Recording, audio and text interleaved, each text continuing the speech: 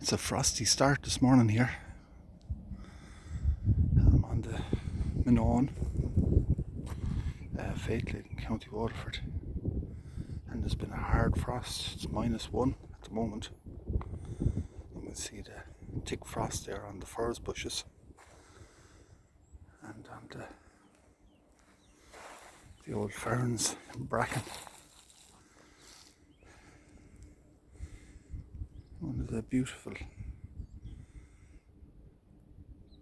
views from the Minaun, of course, is down the harbour, Waterford harbour, as the sun is just starting to peep through. A bit of fog here this morning. You just see Duncannon pointing out from the Wexford side.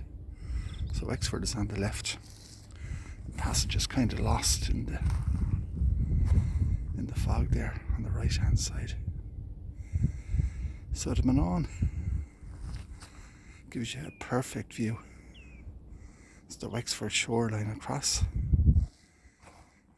Can't see much of it this morning with the fog.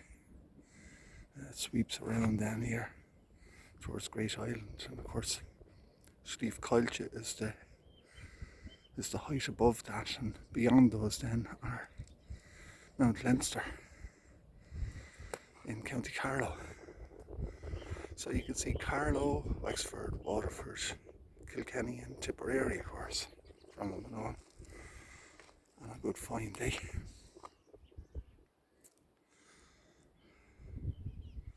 This area here, historically, is known locally as Cromwell's Rock. And of course the story associated with that was that when Cromwell was to invade Ireland, he had planned to, like so many other English conquerors, had planned to leave from Milford Haven and come to Waterford. But at a very late stage he decided to move to Dublin because it was strategically much more advantageous, because the Dublin garrison went over to his side. But the quote, "I will take Ireland by hook or by crook," is often associated with Cromwell, and people say that's the origins of this, that he came here to look down on the harbour and to look at the Hook Peninsula, and of course Crooke, which is on the Waterford side, just below Passage there. And then when he was going to take Ireland, he would land either on the Hook or at Crooke and take Ireland from there. Well, possibly, most probably a historical fiction, but it does have precedence in that Strongbow of the Norman invasion fame, Strongbow and Aoife, Dermot MacMurrough's daughter, who he would later marry as a reward for his services and ultimately take the Kingdom of Leinster. He was followed swiftly by Henry II, who landed again at Passage, on the strand there between Passage and Crooke, most likely. And he was followed by Prince John, his son, and King John, later King John, and Richard II, and even Queen Victoria came to anchor down there in the 1840s.